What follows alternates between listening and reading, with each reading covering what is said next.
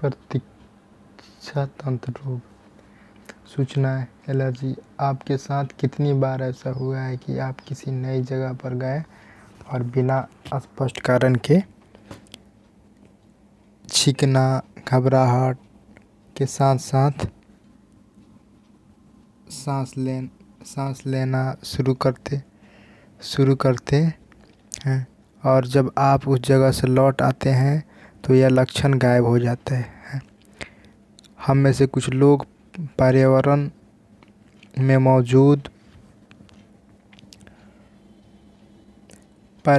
मौजूद कुछ प्रतिजनों के प्रति प्रतिरक्षा तंत्र की आंतरिक अनुक्रिया एलर्जी कहलाती है।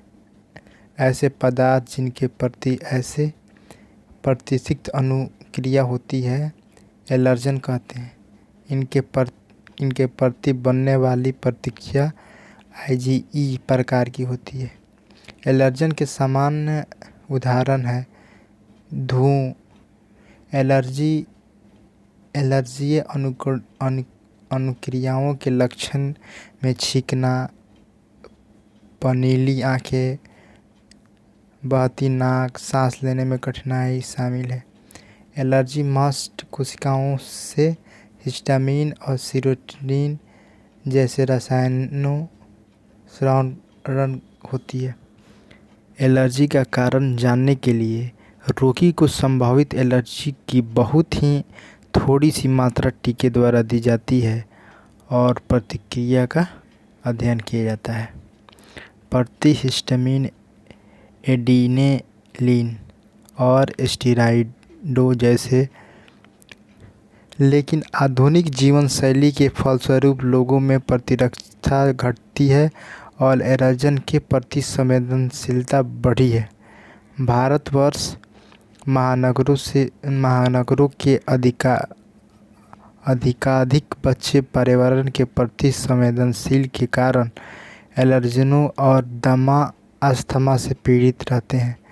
इसका कारण बच्चों के प्रारंभिक जीवन काल में उन्हें बहुत रक्षित पर्यावरण में रखना हो सकता है। एलर्जी से उत्पन्न रोग। अस्थमा यह निचले श्वसन मार्ग को एलर्जी है। यह फेफड़े की एलर्जी है। प्रतिजन सांस के साथ शरीर में प्रवेश करता है। यह श्वसन नलिकाओं के संपर्क में आता है और श्वसन नलिकाओं की भित्ति में उपस्थित चिकनी पेशियों में लगातार संकुचन स्पास्म से अभिलक्षित होता है। यह श्वसन नलिकाओं की अति संवेदनशीलता के कारण सामान्यतः होता है जब इनमें प्रभावित वायु में उपस्थित वह पदार्थ जिनसे गुजरते हैं वायु मार्ग की भित्ति में उपस्थित सलेमा झिल्ली अत्यधिक मात्रा में सलेमा का स्रावन करती है जो श्वसन नलिकाओं को बंद कर सकता है। लक्षण। खांसी एवं श्वसन। मुख्य रूप से वायुश्वासन में कठिनाई। बचाव एवं उपचार। एलर्जी से बचाव। यह बचाव का सर्वश्रेष्ठ तरीका है। एंटीबायोटिक थेरेपी, कार्डियोडायलेट औषधि एवं इनहेलर का प्रयोग उपचार से अच्छे साधन है। Hay fever. इस रोग में एलर्जन मुख्यतः प्रकरणों के संपर्क में आने के कारण ऊपरी श्वसन मार्ग, नाक तथा आँख की म्यूकोमा स्रावित हो जाता है। एनाफिलाक्टिक शॉक। यह एक प्रकार का जनरलाइज पूरे शरीर में एक साथ तथा गंभीरतम एलर्जी है। इसमें एलर्जन पेनिसिलिन के रक्त में आने जाने के कारण यह संपूर्ण शरीर में फैल जाता है जिसके कारण संपूर्ण शरीर की मांसपेशियों हिस्टामिन का अतिस्रावन होने लगता है। इस हिस्टामिन के प्रभाव से रक्त वाहिकाएं फैल जाती हैं तथा इनकी पारगम्यता बढ़ने के कारण काफ़ी मात्रा में रक्त से द्रव वाहक कोशिकाओं में स्थान पर आ जाती है। इस प्रकार रक्त प्रवाह कोशिकाओं में इस रक्त की मात्रा कम होने के कारण रक्त का दाब भी कम हो जाता है, जिससे शरीर के अंगों के रक्त आपूर्ति में कमी हो जाती है, जिसके कारण मृत्यु भी हो सकती है। स्व प्रतिरक्षा रोग, ऑटो इम्यून डिसऑर्डर। इस रोग में प्रतिरक्षा तंत्र सेल्फ एंटीजन तथा नॉन सेल्फ एंटीजन में विभेद नहीं कर पाता, जिसके कारण सेल्फ एंटीजन के विरुद्ध एंटीबॉडी का निर्माण प्रारंभ हो जाता है। उच्चतर कोशिकाओं में विकसित संवृद्धि आधारित आकस्मिक प्रतिक्रियाएं आप अपनी कोशिकाओं और विभिन्न कोशिकाओं जैसे रोग के बीच भेद कर सकने में क्षमता पर आधारित है। भेद कर सकने की इस क्षमता के आधार क्या है, यह हमें अभी भी पता नहीं चला। दो उपस्थितियों को समझना होगा। पहला, उच्चतर कशेरुकी विजातीय अनुकूल और विजातीय जीवों को भी पहचान सकते हैं। प्रयोगात्मक प्रतीक्षा विज्ञान इस संबंध में जानकारी देता है। दूसरा, कभी कभी आनुवंशिक और अज्ञात कारणों से शरीर अपनी ही कोशिकाओं पर हमला कर देता है। इसके फलस्वरूप शरीर को क्षति पहुंचती है और यह स्व प्रतिरक्षा रोग कहलाता है। हमारे समाज में बहुत से लोग अमार्तीय संविधिक रूमेटॉइड अर्थराइटिस से प्रभावित हैं, जो एक स्व प्रतिरक्षा रोग है। उदाहरण, माइस्थेमा ग्रेविस। इस रोग में एसिटिलोलीन रिसेप्टर के विरुद्ध एंटीबॉडी का निर्माण हो जाता है। इस एसिटिलाइलकोलिन रिसेप्टर के नष्ट हो जाने के कारण पेशी तंत्रिका संविधि में तंत्रिक संरचना रुक जाती है एवं पेशीय गति मंद हो जाती है। कुछ समय बाद पेशियां क्षीण हो जाती है। Pernicious anaemia. इस रोग में क्रिस्टल इंट्रिंसिक फैक्टर के विरुद्ध एंटीबॉडी का निर्माण हो जाता है, जिससे विटामिन B12 का आंत में अवशोषण नहीं होने के कारण रक्त निर्माण हेमेटोपोइसिस कम हो जाता है। हशीमोटो डिजीज। इस रोग में थायराइड ग्रंथि के विरुद्ध एंटीबॉडी बन जाती है तथा थायराइड ग्रंथि के नष्ट हो जाने के कारण शरीर में थायराइड हार्मोन की कमी हो जाती है, जिसे हाइपोथायरायडिज्म कहते हैं। Rheumatoid arthritis. रूमेटॉइड कारक IgM का एक प्रकार है की उपस्थिति कारण होता है। यह साइनोविलियम झिल्ली के पर्दा का प्रथम लक्षण है। यदि इसे अनुपचारित रखने का साइनोविलियम झिल्ली मोटी हो जाती है। साइनोविलियम द्रव की मात्रा बढ़ने पर दबाव के कारण दर्द उत्पन्न होता है। तब यह झिल्ली समानांतर कणिकाओं PANNUS का स्राव प्रारंभ कर देती है, जो कि उपस्थित की सतह पर एकत्रित होकर इसका अपरदन प्रारंभ करती है। फलस्वरूप अस्थि से संश्लेषण फाइबर ऊतक अम्लीय होकर संधि गतिविधि को अचानक बना देती है। उपचार, दर्द एवं प्रवाह के ताप उपचार तथा फिजियोथेरेपी द्वारा उपचारित किया जाता है। विशिष्ट परिस्थिति में संधि विस्थापन शल्य चिकित्सा की जाती है। IDDM, insulin dependent diabetes mellitus. Type 1 diabetes. इस रोग में अनासस में स्थित बीटा कोशिका के विरुद्ध एंटीबॉडी का निर्माण हो जाता है, जिससे शरीर में इंसुलिन हार्मोन की कमी हो जाती है।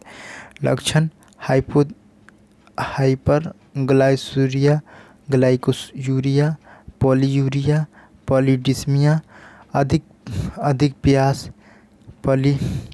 पॉलीफेजिया, अधिक भूख, मल्टीपल सिरोसिस।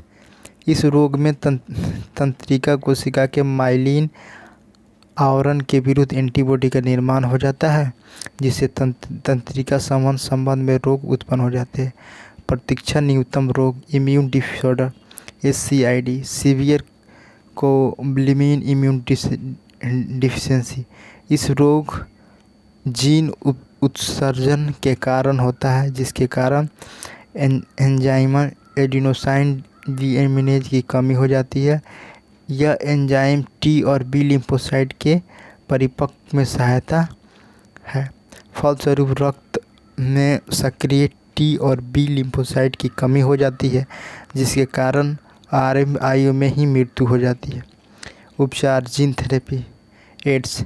इसमें संक्रमण के कारण इम्यूनोडिफिशियेंसी हो जाती है। HIV टी हेल्पर सेल पर आक्रमण कर उसकी संख्या को 200 × 10⁶ लीटर से भी कम कर देता है। सामान्य 900 × 10⁶ लीटर होता है। प्रतीक्षा उपचार इम्यूनोथेरेपी एक उपचार की पद्धति है जिसमें प्रतीक्षा अनुक्रिया को संदमित या प्रेरित किया जाता है। प्रतीक्षा अनुक्रिया का परिवर्तन इसके अवयवों को मेडुलेट करके किया जा सकता है। इम्यूनोमोड्यूलेटर्स ये रोगी के प्रतिरक्षा तंत्र को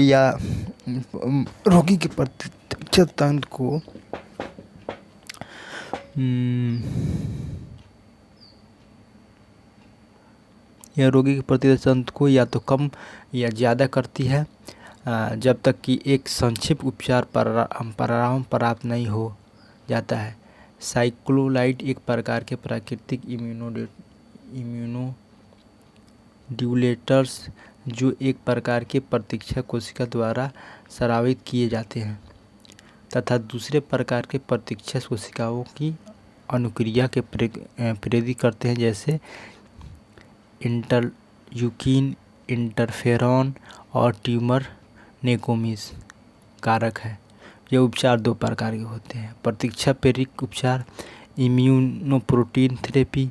जब प्रतीक्षा तंत्र समान से कम कार्य करे तो उसे पुनः समान बनाने के लिए पूर्ण निर्मित एंटीबॉडीज़ और इंटरफेरॉन कैप्सिकम अल्फा INF देकर उसकी प्रतीक्षा तंत्र को प्रेरित किया जाता है। प्रतीक्षा संपर्क उपचार इम्यूनोसप्रेसिव थेरेपी। जब प्रतीक्षा तंत्र अपने ही शरीर के विरुद्ध क्रियाशील हो जाए तब शरीर के ओर हो जाए तब इम्यून सप्रेसिव ड्रग दिया जाता है। जेनेटिक डिसऑर्डर कोशिका विभाजन या साइटोस्केलेटन के निर्माण का अवरोध कर देता है। अब जेनेटिक डिसऑर्डर में है autosomal recessive gene mutation disorder फिनाइलकीटोयूरिया।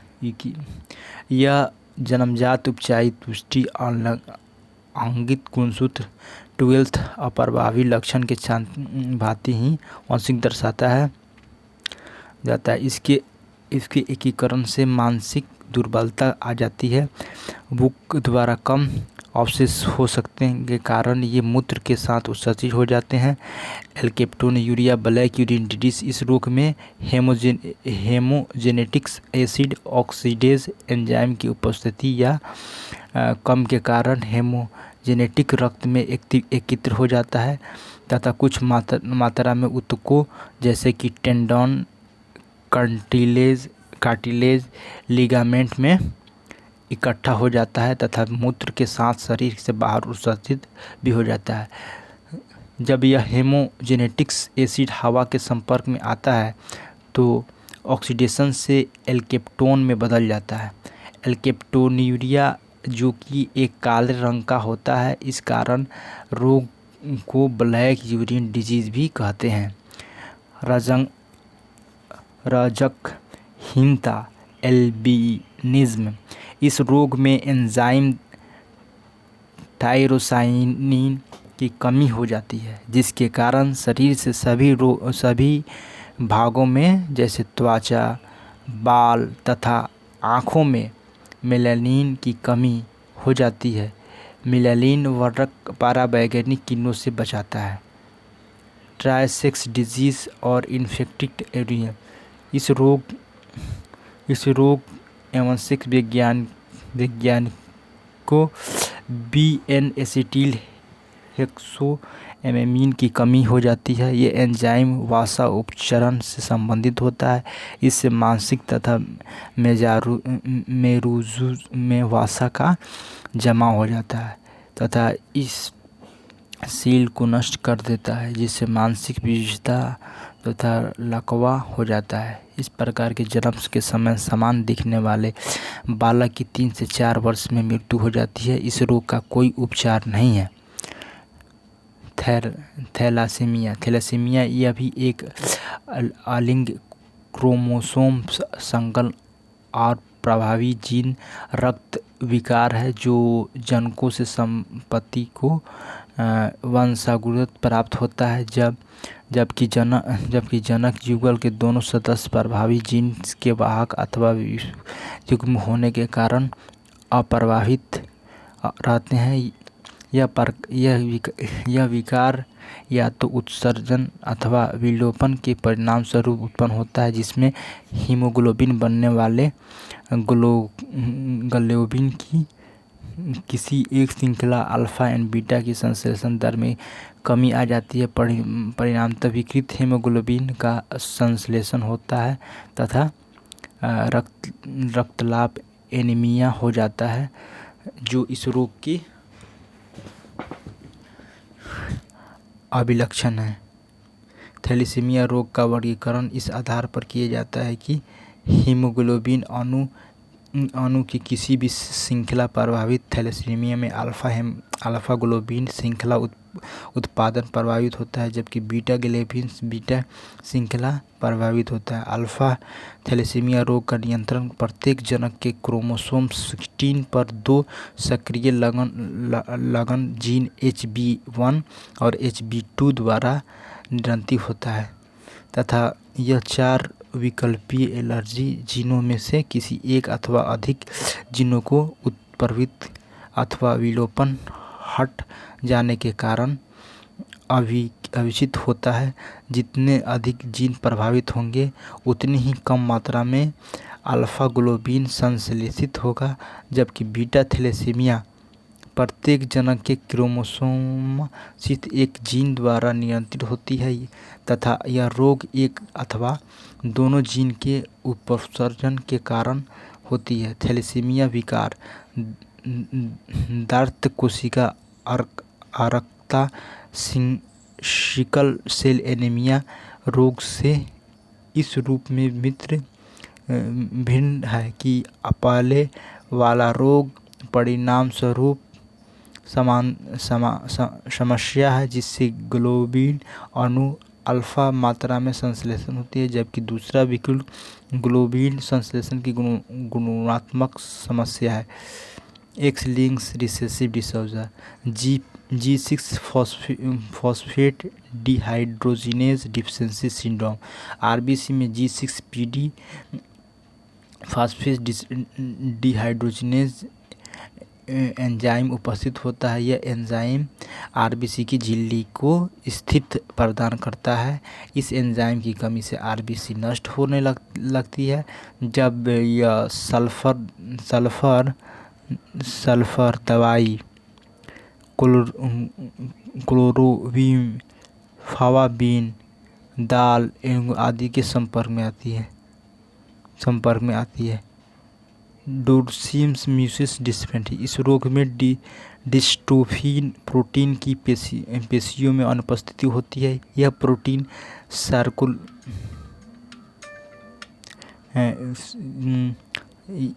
सहायता करती है। डिस्ट्रोफिन प्रोटीन की कमी के कारण पेशी संकुलन स्वाभाविक रूप से नहीं होती है। गुणसूत्र विकार, यह एक या एक से अधिक क्रोमोसोम अनुपस्थिति, अधिकता या असमानता व्यक्त क्रोमोसोम किरणों के कारण होते हैं। कोशिका विभाजन के समय क्रोमेटिड के विसंयोजन की अनुपस्थिति के कारण एक क्रोमोसोम की अधिक या हानि हो जाती है। इसे अनुगति एलोपोलॉइडी कहते हैं। जैसे 21वीं गुणसूत्र की एक प्रति के अधिक से डाउन सिंड्रोम हो जाता है। इसी प्रकार एक एक्स गुणसूत्र की हानि से नारियों में टर्नर सिंड्रोम हो जाता है। कोशिका विभाजन का टेलीफेज के बाद कोशिका द्रव विभाजन न हो सकने के कारण क्रोमोसोम का एक पूरा समुच्चय अधिक हो जाता है। इसे बहुवर्णीय पॉलीप्लॉइडी कहते हैं। यह समानता प्रायः पौधों में पाई जाती है। मानव में क्रोमोसोमों की कुल संख्या 46 23 जोड़े हैं। 22 जोड़े अलैंगिक सूत्र होते हैं और एक जोड़ा लिंग सूत्र का। कभी कभी विरले ही सही व्यक्ति में क्रोमोसोम का एक अतिरिक्त जोड़ा शामिल हो जाता है। यह कभी एक जोड़े क्रोमोसोम की कमी हो जाती है। इन स्थिति का क्रमशः क्रोमोसोम की द्विवर्षीय त्रुटि टेट्रोसोमी या डिन्यूट्रोसोमी नलसोमी कहा जाता है। ऐसी स्थिति के प्रभाव से व्यक्ति में गंभीर रोग हो जाता है। क्रोमोसोमीय विकारों का उदाहरण Down syndrome, Turner syndrome, Klinefelter syndrome. गुणसूत्र उपस्विकार डाउन सिंड्रोम इस आनुवंशिक विकार का कारण 21वें क्रोमोसोम की एक अतिरिक्त प्रति का आ जाना 21वें की त्रुटि है। इस प्रकार 1886 में खोजा था। रोग व्यक्ति छोटे बद और छोटे गोल सिर या छोटे है। जीभ में खांच होती है और मुंह में आंशिक रूप से खुला रहता है। थोड़ी हथेली में अभिलक्षी लाज की होती है। शारीरिक मनोप्रेरक साइकोमोटर और मानसिक विकार संबंध है। सिर का चपटा पिछला भाग, अंगुलियों में सिर का अनेक लूप, हथेली चौड़ा। निरूप चित्र में जिसमें डाउन सिंड्रोम रोगी इस व्यक्ति को तद्भुत क्रोमोसोम दर्शाए गए हैं। Edward syndrome 80 trisomy, Patau syndrome 30 trisomy, cat cry syndrome 95। Sex chromosome aneuploidy, Klinefelter syndrome. इस आनुवंशिक विकार का कारण क्रोमोसोम की एक अतिरिक्त प्रतिलिपि है।